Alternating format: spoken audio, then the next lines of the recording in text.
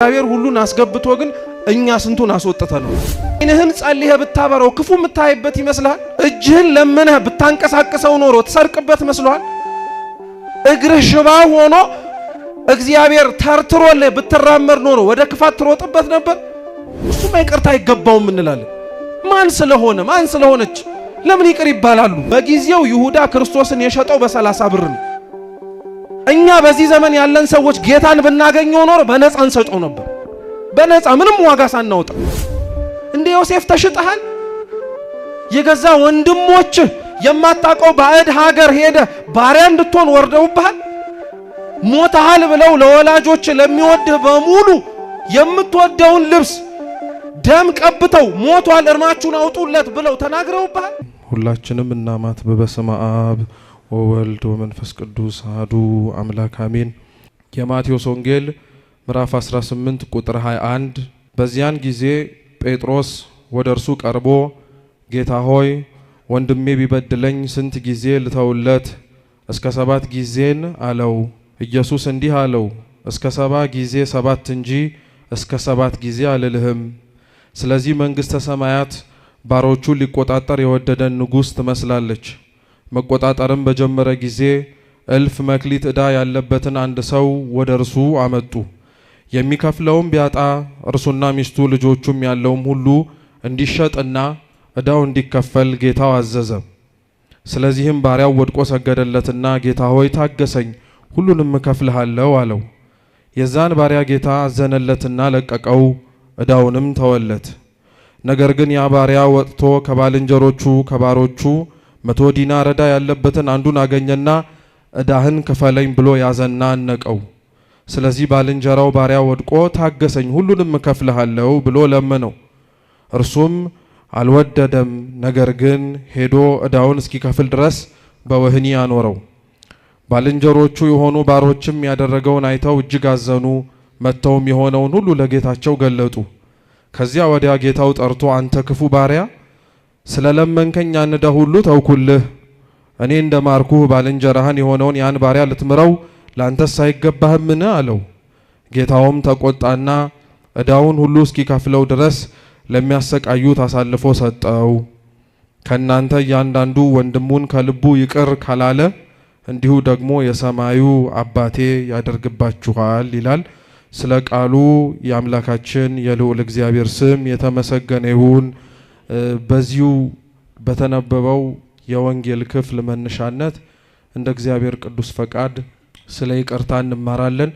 አምላካችን ቅዱስ እግዚአብሔር በድጋሚ እንዲያስተምረን የእርሱ ቅዱስ ፈቃድ ይሁንልን። የማቴዎስ ወንጌል ምዕራፍ 18 ጌታችን መድኃኒታችን ኢየሱስ ክርስቶስ ከሌሎች ምዕራፎች ጋር አብሮ በምሳሌ ካስተማራቸው ትምህርቶች መካከል አንዱ ነው። ራሱ የማቴዎስ ወንጌል በነገራችን ላይ ከሚጠራበት የማቴዎስ ወንጌል ተብሎ ከሚታወቀው መጠሪያው ባለፈ የምሳሌ ወንጌል እየተባለ ይጠራል። ምክንያቱም ከሌሎች ወንጌላት በተለየ መልኩ ጌታችን ኢየሱስ ክርስቶስ በምሳሌ በጣም ብዙ ትምህርቶችን አስተምሯል።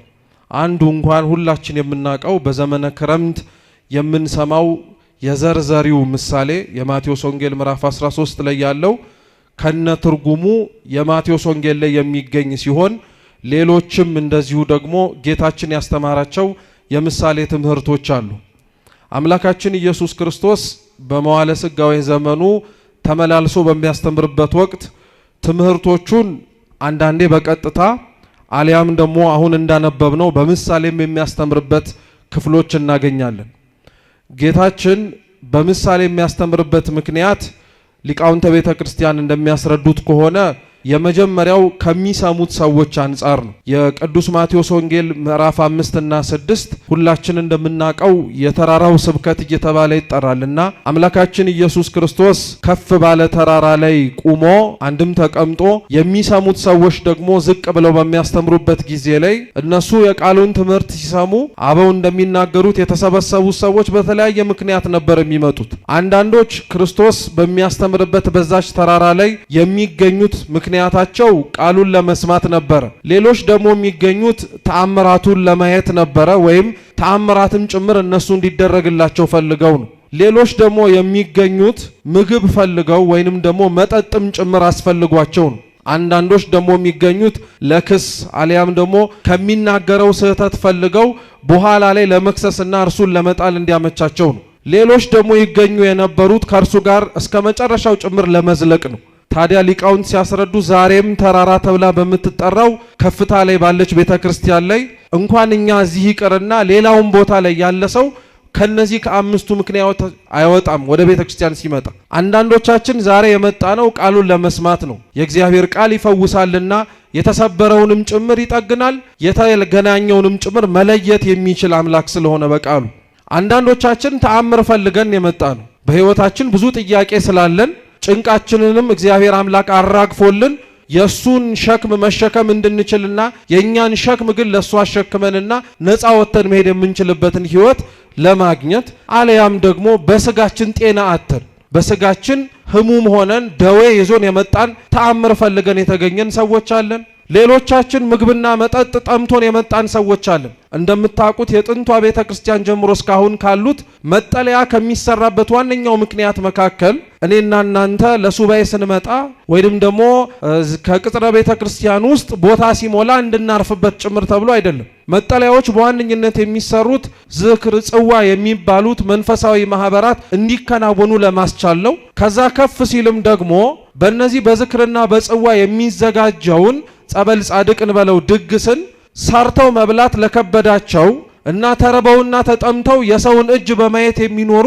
የኔ ቢጤዎች መጥተው መብላት እንዲችሉ ነው። አሁን ግን ስታዩት ድግሶቻችን የጠገቡትን ከማብላት ያልዘለለ ነው እንጂ የተራቡትን የሚያስብ አይደለም። እንደ እንግዳ ግን ተቀብለን እንድናስተናግዳቸው ወንጌል እንኳን የሚያዘን እንዲህ ብድራቸውን መመለስ ለማይችሉት ሰዎች ነበር። ለዛ ነው ጌታችን ስትመጸውቱ መልሶ ሊመጸውታችሁ ለማይችል ለኔ ቢጤ ስጡት ይላል። ምክንያቱም ባለጸጋ ብታበሉት ሌላ ሊያበላችሁ የሚችል ከናንተም የተሻለ ድግስ ደግሶ መውጣት ይችላል። እናንተ እንዲያውም ባለዳ ትሆናላችሁ። ለዛ እኮ ነው ብዙ መንፈሳዊ ዝክሮች መንፈሳዊ የሆነው ጠባያቸውን አተው ፉክክርና ውድድር ከሆኑ ሰንብተዋል። እነንትና ከደገሱት የተሻለ ድግስ ለመደገስ ተብሎ ስለሚታሰብ የሌላቸውን መንገድ ላይ ወድቀው ለመብላት የሚመኙትን ሰዎች ግን ሰብስበን ብናበላቸው የተሻለ ደግሰው ሊያበሉን የሚችሉበት አቅም ስለሌላቸው እግዚአብሔር ይስጣችሁ ብለው ነው የሚወጡት። ማን ይስጣችሁ? ከዚህ በላይ ምን የተሻለ ምርቃት ያለስ ይመስላችኋል? ክርስቲያኖች እግዚአብሔር ይስጥህ ከማለት ባለፈ ለሰጠ ሰው መልሶ መስጠት የሚችለው አቅም ከኛ ሊሆን ይችላል። ከሰጠው በላይ ከፍ ያለውን ማጎናጸፍ የሚችለው ግን ማን ብቻ ነው? እግዚአብሔር ብቻ ነው። እንደነዚህ ምግብና መጠጥ ፈልገው የሚመጡ ሰዎች አሁንም ድረስ አሉ። በዚሁ በመካከል ደግሞ ክፉ ለማድረግም የሚገኝ ሰው አይጠፋም። ከሚነገረው ከሚሰማው ከሚደረጉት ማንኛውም አይነት ነገሮች አድምጦ ለራሱ ሊሆን የሚችለውን ክፋቱን ሊያራምድበት እንዲህ ብላለች እኮ ቤተክርስቲያን ብሎ ሊያጥላላበት የሚችል ምክንያት ለማግኘት ብሎ የሚሰማ ሰው አለ። ታድሎ ደግሞ እዚህ ተገኝቶ እስከ ዘላለም ሊጸናም የተጠራና ቆርጦ የመጣ አለ። ጌታችን የሚገርማችሁ ከዛ ሁሉ ምክንያት ተሰብስበው ከተገኙት ሰዎች አስተምሮ ሲጨርስ አብረውት የጸኑት 120 ሰዎች ብቻ ናቸው። ይከተለው የነበረው እኮ 5000 ህዝብ በላይ ወይም ከ5 ገበያ ህዝብ በላይ ነበር ይከተለው የነበረው፣ ሊያውም ሴቶችና ህፃናት ሳይቆጠሩ። የሚፈልጉትን ካገኙ በኋላ ከነሱ የለመኑትን ጥያቄ ከአምላካቸው ካገኙ በኋላ ግን ሊከተሉት የመረጡት 120ዎቹ ብቻ ናቸው። ለዛ ነው እንደዚሁ ሁሉ ቃሉን ሰምተው ደግሞ እስከ መጨረሻው ለመጽናት የታደሉም ጭምር አሉ። አሁን ይሄን የነገርኳችሁ የመጣንበት ምክንያት ይህ ነው ለማለት ብቻ አይደለም። እንደው ስትሰሙ እንኳን አይደንቃችሁም? ክርስቶስ ከነዚህ ከመጡት ከአምስቱ ምክንያት ይዘው ከተገኙት ሰዎች አብልጦ የሚወደው ማንን ይመስላችኋል? ቃሉን ለመስማት የመጣውን ነው? ተአምር ለማየት የመጣውን ነው? እርቦት ጠምቶት የመጣውን ነው? ክፉ ለማድረግ የመጣውን ነው? ወይስ ሊጸና የመጣውን ሰው ነው ክርስቶስ የሚወደው?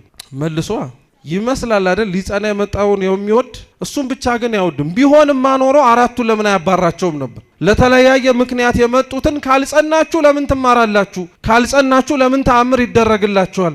ካልጸናችሁ ለምንድነው ማበላችሁ ማጠጣችሁ? ክፉ ሊያደርጉ የመጡትንም ጭምር ክፉ ካደረጋችሁኝማ ለምን አወራለሁ እናገራለሁ ብሎ አላባረራቸውም። አምስቱንም ከነየ አመላቸውና ከነየ አመጣጣቸው ነው እግዚአብሔር አስተናገዳቸው። ምን ለማለት ተፈልጎ መሰላችሁ? ዛሬም እቺ ተራራማይቱ ቤተክርስቲያን ሁላችንም በየመጣንበት አይነት ምክንያት ታስተናግደናለች። ችግሩ ቤተክርስቲያን ደጇን ለሁሉ ከፍታ ሳለ ግን ውስጥ ገብተው የሚስተናገዱት ሰዎች ግን ይናቆራሉ። ቃሉን ለመማር የመጣው ሰው ታሞ የመጣውን ሰው ተቀምጦ እንዳይጸበል ያደርገዋል። ሊጸበል የመጣው ሰው እንዳይማር ሌላውን ሰው ይበጠብጣል። ምግብና መጠጥ ፈልጎ የመጣው ሰው ክፉ ለማድረግ ከመጣው ሰው ጋር ይለያያል። ምን አለፋችሁ እኛ በገባንበት ምክንያት ሌሎች ካልገቡ በቀር ቤተክርስቲያን ውስጥ ባይኖሩ ራሱ ደስ ይለናል። እኛ ብቻ ብንገኝ፣ እኛ ብቻ እግዚአብሔር ቢሰማን፣ እኛ ብቻ ሁሉም የጸሎታችን ምላሽ አግኝተን ብንሄድ እኛ ብንሆን ደስ ይለን ነበር። እግዚአብሔር ግን ሁሉንም አስገባ። ተመልከቱ፣ እግዚአብሔር ሁሉን አስገብቶ ግን እኛ ስንቱን አስወጥተነዋል። ቤተክርስቲያን እኮ ደጇን አንድም እንዳይዘጋ እንደው ክፉ ዘመን ደርሶ ነው እንጂ ድሮ ሲነገር በታሪክ ቤተክርስቲያን ቅጥር ራሱ የላትም። ታውቃላችሁ? ቅጥር ማለት አጥር ለማለት አይደለም። በር መዝጊያ የላትም። ሁሌም በሯ ክፍት ነው። ምክንያቱም ማንኛውም ሰው መጠለል መቻል አለበት። ለዛ እኮ ነው ቤተክርስቲያን ስትጠራ ራሱ አንደኛዋ መጠሪያዋ ምስካየ ሕዙናን ነው የምትባለው። እስኪ ምስካየ ሕዙናን በሉ። የሐዘንተኞች መጠለያ ማለት ነው። ማን ያላዘናል? ማን መጥቶ ቤተክርስቲያን መጠለል የማይፈልጋል? ከፍቷችሁ መታችሁ የቤተክርስቲያን ደጅ ሲዘጋ አይከብድም? መንበርከክ ፈልጋችሁ ሰዓት አልፏል ተብሎ ሲቆለፍባችሁ ክፈቱልኝ ብላችሁ አትማጸኑ? አይገርማችሁም?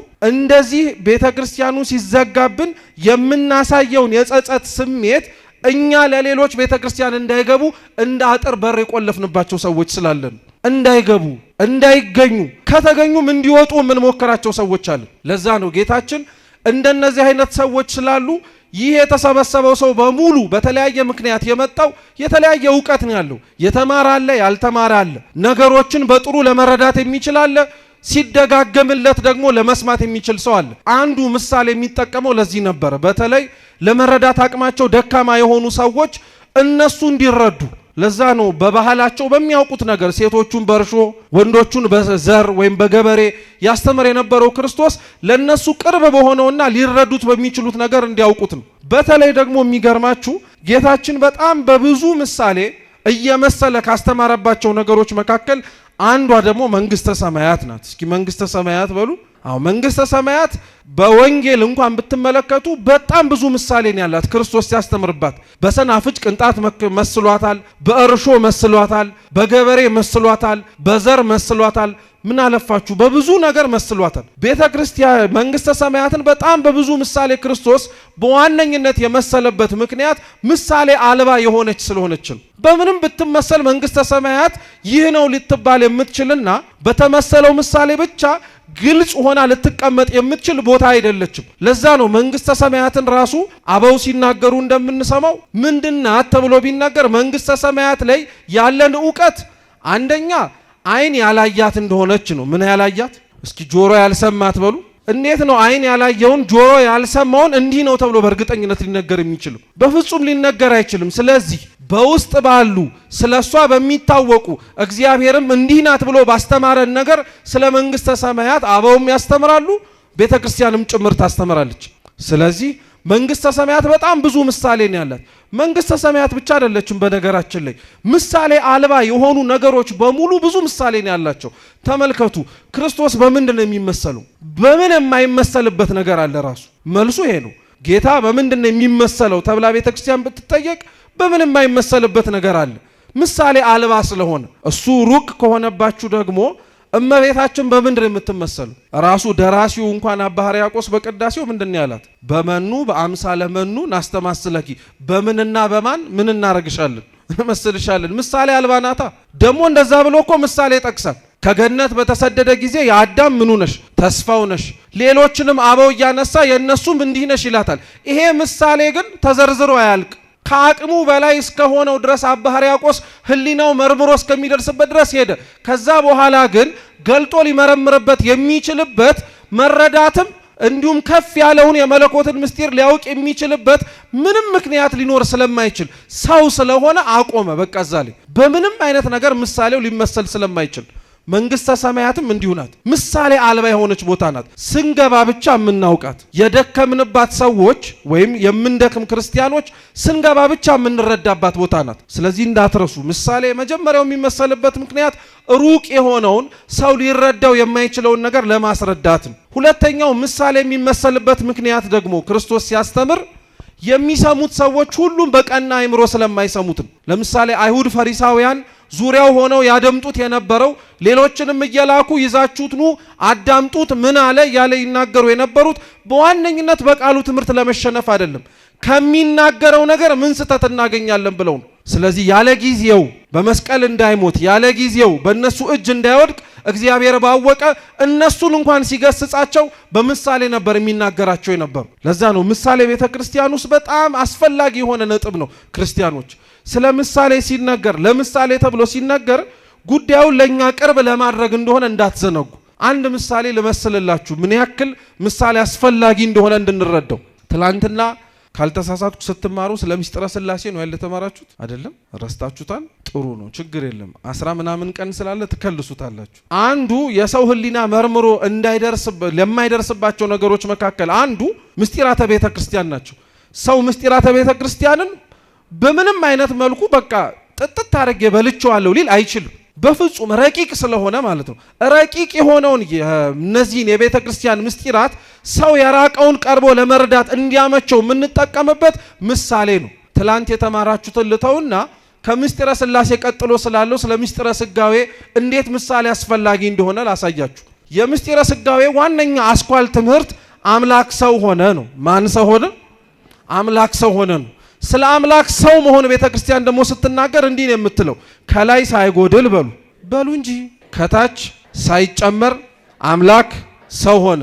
እንዴት? እስኪ እንዴት አስቡት። ከላይ ሳይጎድል ከታች ሳይጨመር እንዴት አምላክ ሰው ሆነ ተብለን እንጠየቃለን። አንደኛው ማወቅ ያለብን ነገር የአምላክ ሰው የመሆን ምስጢር የሚደነቅ ነው እንጂ የሚመረመር አይደለም። የሰው ህሊና ቢያወጣው ቢያወርደው የሚደርስበት አይደለም። እንደማይደርስበት አውቆ አድንቆ ያከብረዋል እንጂ እንኳን የሰው ህሊና ይቅርና ከላይ ሳይጎድል ከታች ሳይጨመር ከኛ እንኳን በአፈጣጠር የሚለዩት ረቂቃን የሆኑት ቅዱሳን መላእክት እንኳን በእመቤታችን ጀርባ ታዝሎ በላይ በሰማያት ከአብ ከመንፈስ ቅዱስ ጋር ሲሰለስ ሲቀደስ አምላካቸውን ሲያዩት ስቡህ ብቻ ነው ያሉት። በቃ እጹብ ድንቅ ስቡህ ምስጉና ብቻ ነው ያሉት። እነሱ እንኳን ሊመረምሩት አይችሉም። ታዲያ እንዴት ነው ቤተ ክርስቲያን ከላይ ሳይጎድል ከታች ሳይጨመር የሚለውን የአምላክን ሰው የመሆንን ምስጢር የምታስረዳው ብትሉ በምሳሌ ነው። በምን ያለ? በፀሐይ። ለምሳሌ ፀሐይን ተመልከቷት። ፀሐይ 3 ነገሮች እንዳሏት ሁላችሁም ታውቃላችሁ። ሙቀት፣ ብርሃንና ክበብ ነው። ብዙ ጊዜ ላይ ፀሐይ ክበብ እንዳላት ትኩረት አንሰጥም እንጂ ከወሰኗና ከተገደበላት ውጪ አታበራም። ሙቀት አላት፣ ግለቷ ያንን ያሳያል። እኛም ብንፈልገው ለአምላክ ሰው መሆን ለማሳየትና ለማስተማር ብርሃኗን ብቻ ነው። ምኗን አልካችሁ? ብርሃኗን ብቻ። የፀሐይ ብርሃን ፀሐይ ስትወጣ የሚበራው የት ነው? ሰማይ ነው መሬት ላይ ነው? በሉ እንጂ ሰማይ ነው መሬት ነው የሚያበራው? መሬት ላይ።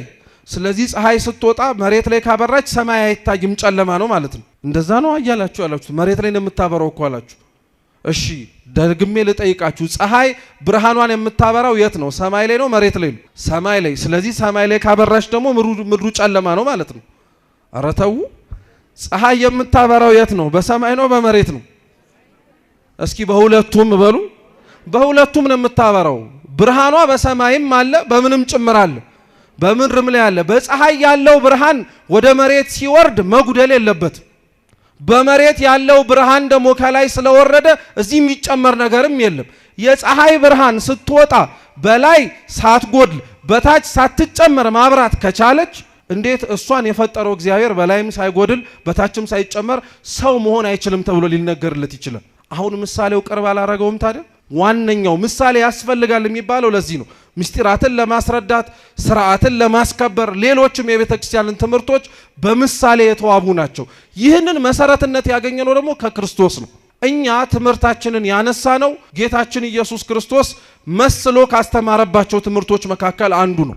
ሲነበብ እንደሰማችሁት የማቴዎስ ወንጌል ምዕራፍ 18 ቁጥር 21 ከ12ቱ ደቀ መዛሙርት መካከል አንዱ የሆነው ቅዱስ ጴጥሮስ ወደ ጌታችን ቀረበና ወንድሜ ቢበድለኝ ስንት ጊዜ ይቅር ልበለው አለው።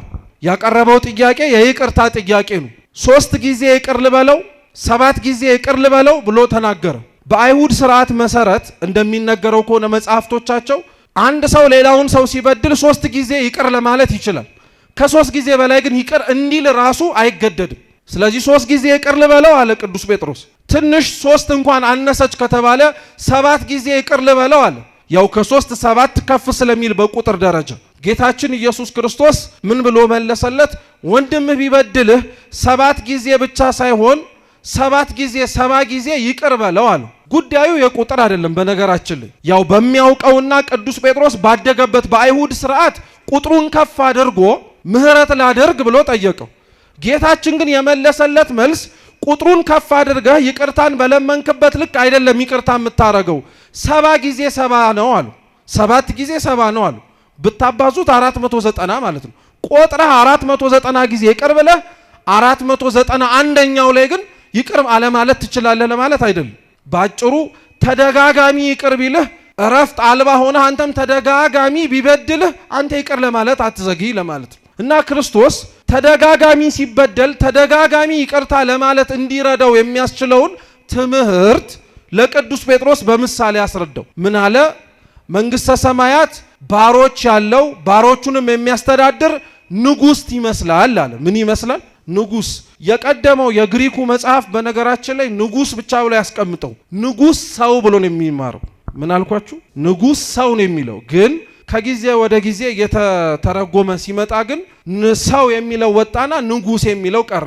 ምንም ችግር የለው፣ ምስጢር አያፋልስም በነገራችን ላይ። ነገር ግን ንጉስ ሰው የሚለው አስፈላጊነቱ ግን በኋላ ላይ ታሪኩ ሲተረክ የታሪኩ የመጨረሻው የምሳሌው መርገፍ የሆነው ፍጻሜው ላይ እንዲረዳ ተብሎ ነው። ብቻ ግን ጌታችን ኢየሱስ ክርስቶስ ያንን ንጉስ አነሳለትና በምሳሌ መስሎ ማስተማር ጀመረ። ያ ንጉስ ባሮች ነበሩት አለ። ከባሮቹ መካከል እልፍ የተበደረው ሰው ነበር አለ። እልፍ ማለት 10,000 ማለት ነው። አሁን 10,000 ለኛ ቀላል ይመስላል እንጂ በጊዜው ሮማውያን በነበሩበትና እስራኤልም ቀኝ በተገዛችበት ዘመን 10,000 ማለት በጣም መጠን አልባ የሆነ በጣም ከፍተኛ ብር ነው። በተለይ ደግሞ በሩቅ ምስራቅና በቅርብ ምስራቅ ባሉ ሀገራት ላይ 10,000 ማለት በጣም ጣሪያ የነካ ለኛ ቢሊየን ትሪሊየን ብለን እንደምንጠራው ሰው ሊቆጥረው የማይችል በጣም ከፍተኛ ገንዘብ ነው። 10,000 ነው የምላችሁ በድሮ እና 10,000 ብር ተበደረው። በእኛ ቋንቋ ብር እንበለው። ተበደረውና ተበድሮ እዳውን የሚከፍልበት ጊዜ ላይ ግን እዳውን ለመክፈል አልቻለም። ስለዚህ ያ ንጉስ አንድ ሰው እዳውን ሳይከፍል ሲቀር ሊደረግ የሚገባውን ነገር አደረገበት። ምን አለው? እዳህን መክፈል የማትችል ከሆነ እንግዲያውስ ባለትዳር ነህ፣ ልጆች አሉህ፣ እዳህን ባትከፍልም ሀብት አለኝ ብለህ የያስካት ትንሽ ነገር ትኖረህ ይሆናል። እየሰማችሁኝ ነው? ሀብት አለህ ብለህ የያስካት ትንሽ ነገር ትኖራለች። እሷን በሙሉ ይሸጥና እዳውን እኮ አይከፍልም። እንደው ስሙ በደም እዳውን አይከፍልም፣ ግን ሁሉም ይሸጥና ወደኔ ይግባ፣ ቢያንስ እንኳን ካለ መክፈል ጥቂት ነገር መያዝ ይሻላል ብሎ ያ ንጉስ እንደዚህ ሲል ባሪያው ወደቀና ተንበርክኮ ጌታዬ ሆይ ታገሰኝ፣ ሁሉንም እከፍልሃለሁ አለ። እስኪ ጌታዬ ሆይ በሉ። ታገሰኝ፣ ምኑን እከፍልሃለሁ? ሁሉንም እከፍልሃለሁ አለ። እና ያ ንጉስ ወድቆና ተንበርክኮ የሚለምነውን ያንን ሰው በተመለከተ ጊዜ ላይ አዘነለት፣ ራራለት። እዳውን ሊከፍል የማይችል መሆኑን ከሚያሳያቸው ነገሮች ተመለከተ። ስላዘነለትና ስለተቆረቆረ ምን አደረገ? ምህረት አደረገለት፣ ተወለት ሁሉን ነገር። እሺ ይቅር ብዬሃለሁ አለ። ይሄ ግን አላቆመም። ወዲያውኑ ጌታችን ያ የተማረው ሎሌ ደግሞ ሌላ እሱ በስሩ ያለ ሎሌ እንዳለ አድርጎ ታሪኩን ማስተማር ቀጠለ። ያ ሎሌም ተመለሰና ሌላ በስሩ የሚያገለግለውን አንዱን ሰው አመጣና ወዲያውኑ ሲያገኘው 100 ብር ዕዳ ነበረበትና ክፈለኝ አለው። 100 ብር ዕዳ አለብህ ክፈለኝ አለው። ክፈለኝ ብቻ ግን ብሎ አላቆመም። አነቀውና አንገቱን ካልሰጠኸኝ ብሎ ተገዳደረው። የዚህን ጊዜ ላይ ያ ሰው አሁንም እባክህ ታገሰኝ እንከፍልሃለሁ አለ። ግን የመጀመሪያው ሎሌ ንጉሱ ያሳየውን ምህረት ለሁለተኛው እሱ በጥቂቱ ተበድሮት ሊከፍለው ላልቻለው ለሌላኛው ሎሌ ሊያሳየው አልቻለም። ወደ ወህኒ እንዲወርድ አደረገው። እና ሌሎች ይሄንን የሚያዩ የሱ የንጉሱ ሌሎች ባለሟሎች፣ አሽከሮች፣ ገረዶቹ በጣም ተገረሙ። ምክንያቱም እሱ ሲማር አይተውታል። እሱ ይቅርታ ሲያገኝ ተመልክተውታል። ለሌላው ይቅርታ ለማድረግ መቻሉ በጣም ስለደነቃቸው ሄደው ለንጉሱ ነገሩት። ንጉሱ አስጠራውና አንተ ልትከፍለው ያልቻልከው ዕዳ እንደነበረብህና እኔ ምህረት እንዳደረግኩልህ ለምን ረሳኸው? ለምን ይሄኛውን ሰው ይቅር ለማለት ከበደ? ለምን አራራህለትም አሉ። ሎሌው ምንም ሊመልስለት አልቻለም። ሊመልስለት ያልቻለው እውነት ለመናገር አስቡት፣ ከ10,000 እና ከ100 የትኛው ነው የሚበልጥ? 10,000 ነው። ብሩ ያን ያክል አስፈልጎት አይደለም፣ ብሩ ያን ያክል አስጨንቆት አይደለም። ሲሰላ ራሱ እሱ የነበረበትና ንጉሱ የተወለት ዕዳ ማለት ክርስቲያኖች ስሙ 10,000 የሆኑ መክሊቶች ወይም ብዛት ያላቸው ዋጋዎች በጊዜው በነበረው በሂሳብ ምንዛሬ ብንሰራው 200,000 የሆኑ እስራኤላውያን በአመት የሚከፈላቸው ደሞዝ ነው። 6,000 ዲናር እንደማለት ነው። 10,000 ቢመነዘር በእስራኤል በነበሩበት ጊዜ ላይ ይሄንን ያክል ነው የተማረለት። እሱ ደግሞ ጠይቆ ያልተመለሰለት 100 ነው። እንደው ብታሰሉት እንኳን ምናልባት ለወራት ወይ ለሳምንታት ያለ ክፍያ ሊሆን ይችላል። እንዴት ልትምረው አልቻልክም አሉ እና ያ ንጉስ ያኛው ሎሌ ለሌላኛው ያሳየውን ጭካኔ እንዲያውቀው ስለፈለገ ትላንትና የማረውን ምህረት አስቀረለትና እሱን ወደሚቃጠለውና ጥልቅ ወደ ሆነው ቦታ አስገቡት ብሎ ተናገረ። ጌታችን ይሄንን ለቅዱስ ጴጥሮስ የተረከለት ታሪክ እርሱ ምህረት ለማድረግ የጠየቀበትን ልክ እንዲያውቀው ስለፈለገ ነው። ንጉስ እየተባለ የንጉስ ሰው እየተባለ በግሪኩ ደግሞ የሚጠቀሰው ጌታችን ኢየሱስ ክርስቶስ ነው። ምህረት እንዲደረግለት መጀመሪያ ላይ መጥቶ ሲለምን የነበረው የመጀመሪያው ሎሌ ወይንም ደግሞ ባሪያ እኛ ነን። 10,000 የሆነ ብዙ ብድር አበደረው ማለት ሊከፍለው የማይችለውን ነገር በሙሉ እግዚአብሔር ለዛ ሰው ሰጠው ማለት ነው። ክርስቲያኖች በህይወታችሁ እጃችሁ ላይ ኖሯችሁ ወይም ሳይኖራችሁም ጭምር ከእግዚአብሔር የምትለምኑት ምንም ነገር መልሳችሁ ልትከፍሉት የምትችሉት ነገር አይደለም። እዚህ እንኳን አሁን ተሰብስበን ይህችን ዓመት በዚህች ቤተ መቅደስ እየወደቅን እየተነሳን እመቤታችን እንድታረግልን ከእግዚአብሔር አማልዳ እንድታሰጠን የምንለምነው ምንም አይነት ነገር በምን አይነት ከተቀበልነው በኋላ ልንመልሰው እንችላለን? በምንም አይነት እውነቱን ልንገራችሁ እግዚአብሔር ስላረገልን እያንዳንዷን ነገር ብድራቱን መልሱ ብንባል መመለስ አንችልም። ተመልከቱት፣ ሌላውን ተዉት። ሳንለምን እንኳን የተቀበልናቸውን ነገሮች ብድር ሆነው ክፈሉባቸው ብንባል መክፈል አንችልም። ለምሳሌ ይሄ ሁላችንም እርስ በርስ የምንተያይበት አይን ጸልየህ የምታወጣው እንጂ ስትወለድ ጀምሮ አብሮ የተፈጠረ ባይሆንስ ኖሮ ብላችሁ አስባችሁ ታውቃላችሁ? ይሄ አሁን የምታዩበት አይናችሁ ስትወለዱ ልሙጥ ግንባር ሆነን ወተን በጸሎት በልመና በሱባኤ እንዲህ ተሰብስበን ግን የምናበራውና እግዚአብሔር ይብራላቸው የሚል ነገር ቢሆን ኖሮ ስላበራው ምን ብድራት እንከፍሎ ይሆን? አሁን ይሄ ዝም ብሎ የተተረከ ታሪክ እንዳይመስላችሁ። ጌታችን ከእናቱ ማህፀን ጀምሮ ከተወለደ በኋላ ግንባር ልሙጥ የሆነውን ሰው አይኑን አብርቶለታል።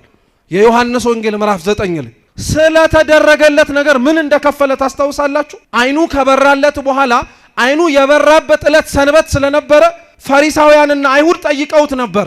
ማን ያበራልህ? ማን ነው ሳታይ እንድታይ ያደረገ? ወላጆቹን እንኳን አስመጥተው ይሄ ዕውር ሆኖ የተወለደው ልጃችሁ ነው ብለው ጠይቀዋል። እነሱ እንኳን እግዚአብሔር ስላደረገለትና ዕውር ሆኖ ወጥቶ አይኑን ስላበራለት ስለዛ ስለ ልጃቸው መመስከር ስለከበዳቸው እሱ ሙሉ ሰው ነው ጠይቁት ነው ያሉት። እነሱ እንዳይሰደቡ ማለት ነው። አይሁድ በጣም ክፉ ናቸው። ፈሪሳውያን ስለ ክርስቶስ መመስከር ከቤተ መቅደስና ከምኩራብ ያባረራል። ሙሉ ሰው ነው ጠይቁት አሉ። ሲጠይቁት አዎ እሱን ያበራልኝ አለ። አልፎ ተርፎ እንኳን ስለራሱ ስላበራለት ስለ ክርስቶስ ምስክርነት እንኳን ሰጥቷል።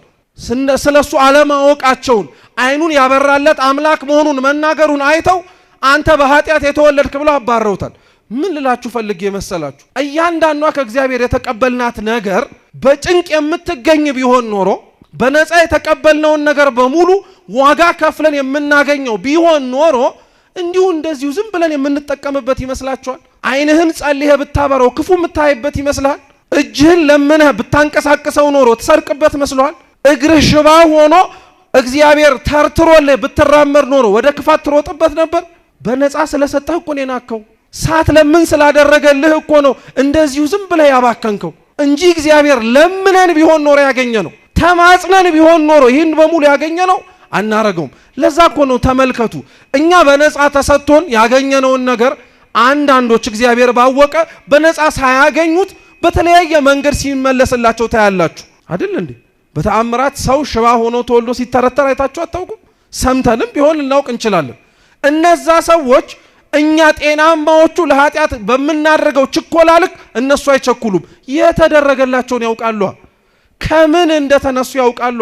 ዛሬ እግዚአብሔርን የረሳ ነው እኮ እሱ የሚረሳ አምላክ ሆኖ አይደለም፣ የተደረገልንን ስለረሳን።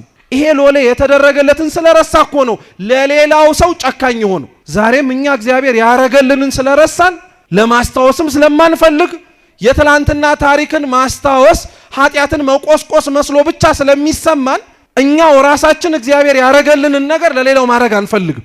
ዋጋ ከፍሎ የሰጠንን ነገርም ጭምር ዋጋ ቢስ ለማድረግ ነው የምንሮጠው። ሎሌው እሱ ነበረ። ከእግዚአብሔር የተቀበለው ነገር መልሶ ሊሰጠው የማይችለው ነገር ነው። እሱን አንድ ብላችሁ ያዙልኝ። ከእግዚአብሔር ተቀብሎት በምንም አይነት መልኩ ሊከፍለው የማይችለውን ነገር ደግሞ እግዚአብሔር ተወለት። አላግባብ ሲጠቀመው እንኳን አግኝቶት የተቀመጠለት ጊዜ ነበር ሊከፍለው ያልቻል። ንጉሱን ሰምታችሁታል ሲናገር ልጁን፣ ሚስቱን፣ ሀብት ንብረቱ በሙሉ ይወረስ ነው ያለው። እርግጥ ነው በኦሪትም የተጻፈ እንዲህ ያለ ሕግ ባይኖርም በሙሴ መጽሐፍ ግን አንድ ሰው እዳውን መክፈል የማይችል ከሆነ እዳውን መክፈል ስላልቻለ ብቻ ባሪያ እንዲሆን ይገደድ ነበር። እየሰማችሁ ነው? ዛሬ እዳችንን መክፈል የማንችለው ነገር ስለሆነ እግዚአብሔር ፊት እንደምኖቹ ነው የምንቀርበው ብትሉ እንደ ልጆቹ ብቻ ሳይሆን እንደ ባሪያም ጭምር ነው። መክፈል ስለማንችል ማለት ነው። ለመክፈልም ጭምር አናስብም ያረገልንን ነገር ከምናመሰግነውና ማረጉን ከማስታወስ ባለፈ። ከዛ በኋላ ነው የዚህ ሰውዬ ነገር በጣም የሚደንቀው። ተንበርክኮ ወድቆ ማረኝ ብሎና ሁሉን እከፍልሃለሁ አለ። እንደው ማረኝ ማለቱ እንኳን እሺ እንተወለት። ምን አይነት ሰውዬ ነው በራሱ ቢመካ ሁሉንም እከፍልሃለሁ ያለው? የማይከፈል ነገር እከፍልሃለሁ ይባላል እንዴ? የማይደረግ ነገር አደርግልሃለሁ ይባላል እንዴ? ለእግዚአብሔር ቃል የምንገባባቸው ነገሮች እንዲህ ሆነውብን አያውቁም? እማንችለውን ነገር እግዚአብሔርም ጭምር የማይችለው ስለሚመስለን የማይቻል ነገር እናረጋለን፣ የማይሆን ነገር እንናገራለን። ላንተና ለኔን ያቃተን እንጂ እኮ ለእግዚአብሔር አያቅተው። ለኔና ላንተ አዎ ይከብዳል፣ አይቻልም፣ ለማሰብ ራሱ ጭንቅ ነው። ለእግዚአብሔር ግን እኮ ኢምንት ነገር እኮ ነው። ባዶ ነው፣ ምንም ነገር አይቻለው፣ ምንም ነገር አይሆንለትም ተብሎ ለሱ አይነገርለትም። ማረኝ፣ ራራልኝ፣ ሁሉን እከፍልሃለሁ ሲለው ሁሉን አትከፍለኝም ራሱ አላለው። አየውና ራራለት፣ አዘነለት። እንደው እስኪ ክርስቲያኖች እንዲህ አይነት ንጉስ ታውቃላችሁ? እንዲህ ያለ ንጉስስ በጊዜው ተሰምቶ ይታወቅ ይሆን? ይሄ ንጉስ ክርስቶስ ካልሆነ፣ ይሄ ንጉስ አምላካችን እግዚአብሔር ካልሆነ በቀር ማን ይሆናል? እውነት ልንከፍለው ማንችለውን ነገር በሙሉ አድርጎልን በኋላም ደግሞ ሁሉን መክፈል እችላለሁ ስንል እንዴት ብለህ አሰብኮ ብሎ ሳይወቅስን ማረኝ ብለን ስንበረከክ ደግሞ ልንከፍለው ማንችለውን ዕዳ የሚተው ከሱ ውጪ ማንም የለም። ማረው፣ ራራለት፣ እሺ ይሁንልህ አለው። ልጅህን፣ ሚስትህን፣ ሀብትህን ይዘህ ሂድ፣ እሺ ልትከፍለው ማልችለው ዕዳ ነው አለ። የሚያሳዝነው ግን ያ ሎሌ ወዲያውኑ እንደወጣ ያገኘውን ባሪያ ግን አንቆ ነው 100 ዲናሬን ካላመጣህ አለቀህም ያለው። ለዛ ነው ክርስቶስ እንዴት ያለ ጨካኝ የሆነ ሰው እንደሆነ ለማሳየት ሲል የዚህን የይቅርታ ታሪክ ለጴጥሮስ የነገሩ። መጽሐፍ ቅዱስ ክርስቲያኖች ይቅርታ የተደረገላቸው ሰዎች መጽሐፍ ነው ብንል እውነት ነው። ይቅርታ የተደረገላቸው ሰዎች መጽሐፍ ነው። ተመልከቷቸው። አዳም፣ ሔዋን የመጀመሪያዎቹ ደጋግ ሰዎች ራሱ ይቅርታ ሊደረግላቸው የማይችል በደል ሰርተው እንኳን እግዚአብሔር ይቅር ብሏቸዋል። የአዳምና ሔዋን ኃጢአት በነገራችን ላይ ቀላል ነገር እንዳይመስላችሁ። ቅጠል ቀጥፎ መብላት ስንሰማው እየለምበን ነው ስላገኘነውም ጭምር ነው እንጂ እኛ ጋር ሲደርስ የቀለለው ቅጠሉን ቀጥፈው የበሉበት ምክንያት እኮ የረሃብ ምክንያት አይደለም፣ እንደ አምላክ የመሆን የመሻት ምክንያት ነው። በዘመናዊው ቋንቋ እንግለጸው ብንል እኮ መፈንቅለ መንግስት ነው እያካሄዱ ያሉት። እንደዚህ አይነቱን ምህረት አልባ የሆነ ነገር ነው ያደረጉት። እግዚአብሔር ግን ሊምራቸው ፈለገ። ሲጀመር ልጠይቃችሁ፣ ይሄንን ጥፋት ራሱ እንደሚያጠፉ አውቆ መጀመሪያውኑ መፍጠሩ ይቅር እንደሚላቸው አውቆ ካልሆነ በቀር በምን ምክንያት ሊፈጥራቸው ይችላል? ይቅርታ ሊያሰጥ የሚችል ነገር ስለሚያደርጉ ቢያነቡ ቢያለቅሱ እንኳን እነሱ ይቅርና በደጋግ ህይወት የኖሩት እንኳን ነቢያት ያነቡት እንባ እንኳን እነሱ ያጠፏትን ጥፋት የኃጢአት ስርየት ልታሰጥ አልቻለችም። እግዚአብሔር ግን የማይማር ነገር ያደረጉትን አዳምና ሔዋንን ይቅር ብሏቸዋል። የማይማር ነገር ነው ያደረጉት። ተመልከቱ። ሌላም ማንሳት እንችላለን። ዮሴፍን ተመልከቱት። ዮሴፍ ወንድሞቹን ይቅር ሲላቸው ይቅር የሚያስብል ነገር ነው እንዲያደረጉት? አይደለም እኮ አይደለም፣ በፍጹም ወንድማቸው ሲሆን ለወረደ ዋጋ ሰውነቱን እንደው ቆሞ የሚራመድ ህይወት ያለው መሆኑን እንኳን ከግንዛቤ ሲያስገቡ በ30 ብር እኮ ነው የሸጡት። እነሱ በ28 ብር የተቀበሉት ሰዎች ደግሞ 2 ብር አትርፈው ነው ለግብጽ ባሪያ እንዲሆን የሸጡት የገዛ ወንድሞቹ። በዛም አላቆመም። ገብቶም እንኳን እኮ ዮሴፍ እረፍት አላገኘም ነበር። አብረኸኝ ካላደርክ ያለችው የጲጢፋራ ሚስት በሐሰት ከሳው ወህኒ ወርዷል። ስንት ዓመት 2 ዓመት ራሱ ተሰቃይቷል እዛ ውስጥ ሆኖ። ይሄ ሁሉ የሆነው እንደው ዮሴፍን ሆናችሁ ብታስቡት በማን ምክንያት ነው ብትሉ በሸጡት ወንድሞቹ እኮ ነው። ስለሸጡት፣ ባይሸጡት ኖሮማ ምን አለበት ኖሮ፣ ስለሸጡት ነበር የሆነው።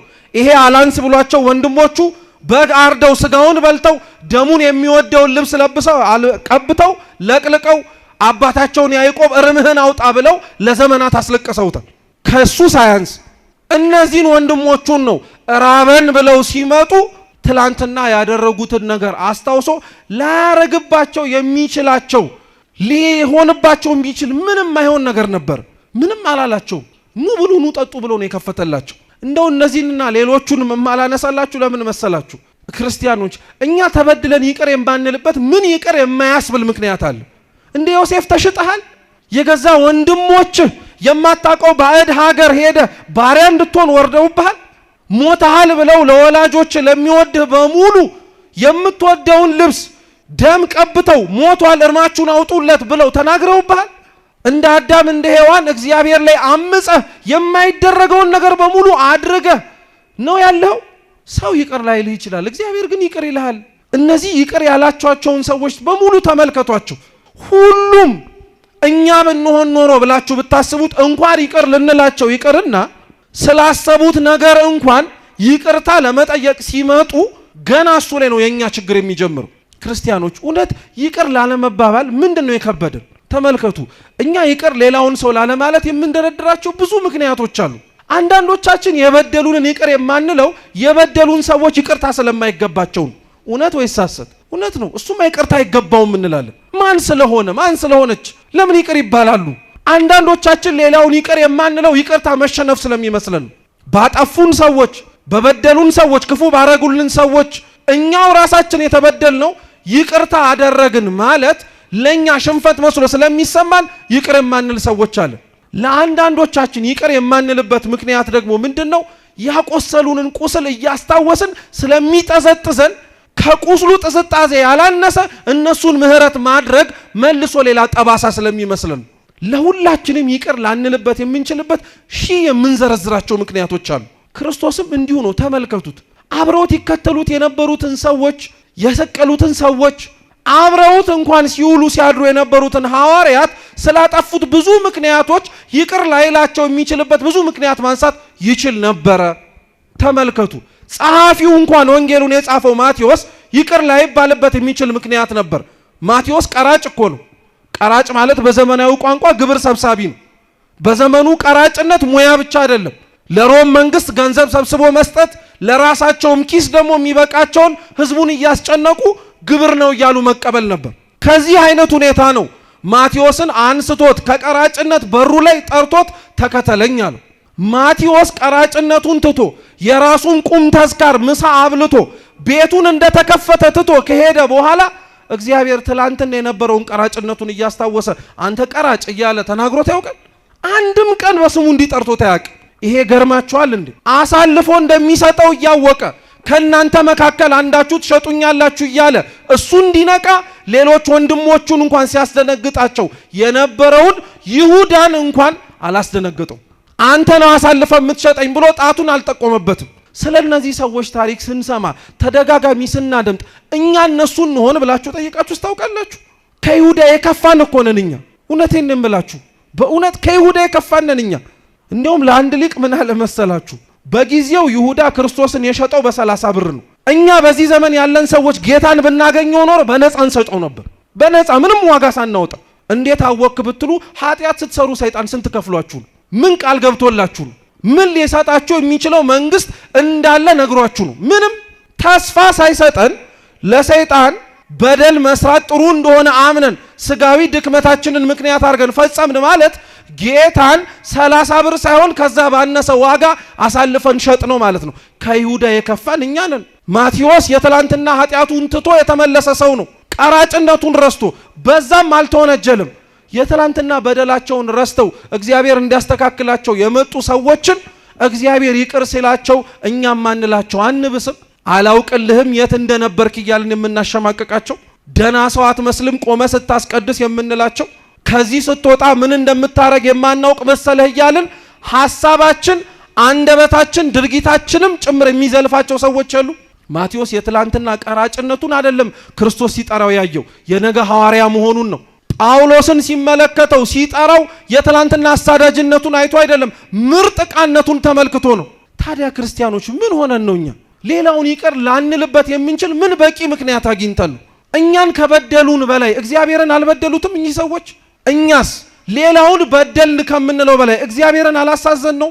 በደንብ አድርገን ተመልከቱ ክርስቲያኖች። ሌላውን ሰው ይቅር ላለ ማለት አክርረን የምናጠብቀው ገመድ እግዚአብሔር እኛን ይቅር እንዳይለን የምናስረው ገመድ ነው። ሌላውን ሰው ይቅር ለማለት የምንፈታው ገመድ እግዚአብሔር እኛን ይቅር እንዲለን የምንፈታውም ጭምር ነው። በቃ አጭር እኮ ነው። ክርስቶስ ስለ ይቅርታ ሲያስተምር እናንተ ይቅር መባል የምትፈልጉ ከሆነ እግዚአብሔር ምህረትን እንዲያደርግላችሁ የምትሹ ከሆነ እናንተም ሌላውን ምን በሉን ያሉ ይቅር በሉ። ይቅር ብለን ነው እኛ ታዲያ እዚህ የተሰበሰብነው። ይቅርታ አድርገን ነው ልባችን ንጹህ ሆኖ ነው የመጣ ነው። ተው ክርስቲያኖች፣ ቤተ ክርስቲያን ደጇን ከፍታ እግዚአብሔር እጆቹን ዘርግቶ ተቀበለን ማለት ቢያንስ ለመስተካከል እድል እንደሰጠን አምነን የምንመጣው እንጂ ከነችግራችንና ልናስወግደው የምንችለውን ነገር በሙሉ ችግር የለም ብለን እንድንመጣ አይደለም። ይቅር ማለት ለምን ከበደን? እውነት አንዳንዴ አስቡት ክርስቲያኖች፣ እንኳን እኛ እርስ በርስ ይቅርና በደሉን ብለን የምንናገራቸው ሰዎች ቤተ ክርስቲያን ውስጥ ቢመጡ የማያስገባቸው የእግዚአብሔር ይቅር አለማለት ነው ወይስ የኛም ቢተኝነት ነው? የኛም ቢተኝነት እኮ ነው። ሁሉንም አስቧቸው። ክፉ አረጉብን የምትሏቸውን ሰዎች ሁሉንም ምን ክፉ ያደረጉብን ነገር አሉ? ሁሉንም አስቡት። እኒህን እግዚአብሔር ይቅር እንዲላቸው የሚያስፈልገው መጠጋት ብቻ ነው። ለነሱ ማረኝ ብሎ መናገር ነው። ለነሱ ሲነሱ እግዚአብሔር አምላክ ምህረት መያዣ ነው። እንዴት አወክ ብትሉ ዛሬ በስንክሳራችን ታስበው ከሚውሉ ቅዱሳን መካከል አንዷ ቅድስት አትናሲያ ናት። በረከቷ ለሁላችን ትድረሰን። ቅድስት አትናሲያ የትላንትና ህይወቷ በጣም ጥሩ ነበር። እየመጸወተች ለሊቃነ ጳጳሳት እያበላች ለካህናት እያበላች እያጠጣች በረከት ትዝቅ የነበረች ሴት ነበረች። የቀን መጣያው አይታወቅምና ክፉ ገንገጠማት። ክፉ የሆኑ ሰዎች ቤቷ ገፍተው ክፉ ምክር መከሯት። ተለወጠች ወዲያውኑ። ትላንት ትሰጥ የነበረው ትመጸውት የነበረው መልካም የሆነችው አትናሲያ ዘማዊ ሆነች። ትላንትና የሚያቋት ሰዎች በሙሉ በክፋቷ ምክንያት ሲርቁ ስለ ክፋቷ ብለው ደግሞ ብዙ ሰዎች ቀርቧት። ይሄ የጽድቅ ስራዋ መቋረጡን በገዳም ውስጥ ያሉ አበው ሰሙና አባ ዮሐንስ አጼር ከገዳሙ ተመረጠና አንተ ሄደህ ለዚህ ተልኮ ይህቺ ነፍስ እንድትነቃ ምከር ተብሎ ተላከ። ጸሎት ተቀብሎ ወጣ። ቤቷን እንደ ሴተኛ አዳሪ ቤት አድርገው ሌሎች ሰዎች እየከፈሉ አብሯት ሰውነቷን እየሸጠች የምትኖር ሴት ስለነበረች እሱም መጥቶ ሲቆም ማንም ሰው እንደሚመጣው የሚስተናገድ ስለመሰላቸው ሄዳችሁ ለመቤቷ ንገሯት መምጣቴን አሉ። እሷም ሽቷን ነስንሳ አልጋዋን አነጥፋ ለዝሙት የሚመቻትን ነገር በሙሉ አድርጋ አልጋዋ ላይ ተኛች። አባ ዮሐንስ አጺር ገባ። ተቀመጥ አለችው። ተቀመጠ። ስቅስቅ ብሎ ማልቀስ ጀመረ። ምን ነው አላት። ምን ነው የትላንትና ጽድቅሽ የት ሄደ? ምን ነው እግዚአብሔርን ትላንትና ያደረገልሽ ነገር በሙሉ የት ጠፋ ብለው ተናገራት። ወዲያውኑ ልቧ ተሰበረ። ወዲያውኑ ተደነገጠች። የት ያውቀኝ ይሆን ብላየች። አያችሁ፣ ትላንትና መጥቶ እሱ የሚፈልገውን ሌላው ሰው የሚፈልገውን ነገር በሙሉ አድርጎ ከመሄድ ባለፈ ስለ ነፍሷ ግድ ያለው አንድም ሰው አልነበረም። ዛሬም እውነት ልንገራችሁ ክርስቲያኖች፣ ስለ ሌላው ነፍስ አብዛኞቻችን ግድ አይለንም። የኛ ጸሎት ይሰማ፣ እኛ እግዚአብሔር ይቅር ይበለን፣ ራሴ በግል ማለት ነው እንጂ ሌላው ይቅር ይባል አይባል፣ ሌላው ምህረት ያገኝ አያገኝ። በጣም እኮ ነው የምናሳዝነው። እንደ ሀገር እንኳንና እንደ ክርስቲያን እንደ ቤተ ክርስቲያን የመጣብንን ችግር እንኳን እያየን አብረን ምህረትን አንለምንም። እኛ ብቻ መማር ነው የምንፈልገው። ተምረህ የት ልትሄድ ነው? ብቻህን መንግስተ ሰማያት ልትገባ? እናትህ፣ አባትህ፣ ወገን ዘመድ አብረውት የቆረቡት ተሰጦ የመለሱት ሌሎች ነፍሳት አይገዱህም? አያሳስቡህም እነሱ? አባ ዮሐንስ አጺር ሲነግራት ወዲያውኑ ደነገጠች። ምን ላርግ አለችው። አብረሽኝ ነይ ውጪ አላት። ማቄን፣ ልብሴን፣ ጨርቄን የትላንትና ኃጢአቴን ይቅር ይለኝ ይሆን አይለኝ ብላ ሳታስብ፣ እኛ እኮ ኑ እንኳን ስንባል ይምረኝ ይሆን አይሆን የሚል የማስተባበያ ጥያቄ እንኳን እናቀርባለን። አንተን እንጂ መማር አለመማር የእግዚአብሔር ድርሻ ነው። ጥላው ሄደች። መንገድ ላይ ሲሄዱ መሸ። ጫካ ውስጥ እሱም በራሱ ቦታ እሷም በራሷ ቦታ ተኛች። አባ ዮሐንስ አጺር ማለዳ ሲነሳ ነፍሷ የለችም፣ ሙታለች። ምንም ሊያደርግ አይችልም። ተመልሶ ወደ ገዳሙ ሄደ። በገዳም ያሉት አበው ግን ምን አሉት መሰላችሁ? ከማን ጋር ነበረ ትላንትና ያደርከው አሉት። አትናሲያን ይዣት መጥቼ ከኃጢአቷ አስትቻት ጫካ ውስጥ ነበር የተኛቸው። አይገርምህም አሉት። አንተ የተኛህበት ጫካ ላይ ከምድር እስከ ሰማይ የተዘረጋ መሰላል የሰማይ መላእክት ሲወጡ ሲወርዱ አይተን ነበራል። ለማን? ለአትናሲያ። እግዚአብሔር ይቅር አላት ሲሉ፣ አዎ ገና ትታው ስትወጣ ነው ምህረት ያደርግላታል። ትተን ስንመጣ ምህረት የሚያደርግልን አምላክ እንደሆነ አትጠራጠሩ ክርስቲያኖች። ችግሩ እኛ ትተው የመጡንን ሰዎች ምህረት አለማድረጋችን። ደስ ይላል አይደል? እግዚአብሔር ምህረት አደረገላት ሲባል ከንፈር ያስመጥጣል ያስብላል። አንተ ምህረት ያላረክለት ሰው አያሳዝንም? ያንተን ይቅርታ ደጅ እየጠና ማረኝ የሚለው ሰውስ ልብ አያሳዝንም? እግዚአብሔር እንዲምረን መማማር አለብን። እውነቴን እንምላችሁ ዘመናችን ይቅርታን ከሚናገረው ይልቅ ጥላቻን መንዛት ስለለመደበት እኛም ተጸናወትን። ሰው ይቅርታ ልናረግለት ከሚገባው ነገር ይልቅ ምህረት ላንዳረግለት የምንችልበትን ምክንያት በደማቅ ቀለም ነው የምንጽፈው። ሊያው በደማቅ ቀለም። እስኪ ስለ ሰው ደግ የምታስታውሱት ነገር አለ? ምን ቢባል ሊያውም የበደሉን ጥሩ ሰው ነበረ እኮ ብለን የምንጀምረው። የትላንትና ነገሩን ከመናገር ይልቅ የዛሬ የሰራውን ነገሩን መናገር እንፈልጋለን። ይቅርታችን በብዙ ነገር ታጠረ። ክርስቲያኖች ሁሉም ከላይ እስከታች ያለው በደለ እንላለን። እሺ ታዲያ ይቅርታው ከየት ይጀምር? ከሆነ ቦታ ካልጀመረ እያለን አሁንም እየጠበቅን ነው። እኛ ምን አለበት ይቅርታ ብንል? እኛ ምን አለበት ምህረት ለማድረግ ብንሄድ? ከኛ መካከል ከፍ ማለትን የሚጠላ ማንም የለም፣ ዝቅ ለማለት ግን የሚወድ ማንም የለም ጭምሩ።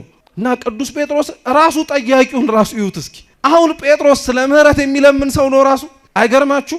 እሱ እንዳለው ክርስቶስ አዎ 3 ጊዜ ብቻ ነው እንጂ ከዛ በላይ ይቅር አትበለው ቢባል እኮ በዚህችው ቃል የሚመዘነው መጀመሪያ ጴጥሮስ ነው። ለምን? ክርስቶስን ስንት ጊዜ ክዶታል? 3 ጊዜ ዶሮ ሳይጮህ 3 ጊዜ ቢለው ኖሮ ጴጥሮስ ራሱ ምህረት አልባ ነበር፣ ጉዱ ሰርቶት ነበር። ግን አይደለም፣ ተደጋጋሚ ነው ይቅር መባል ያለብህ አለው።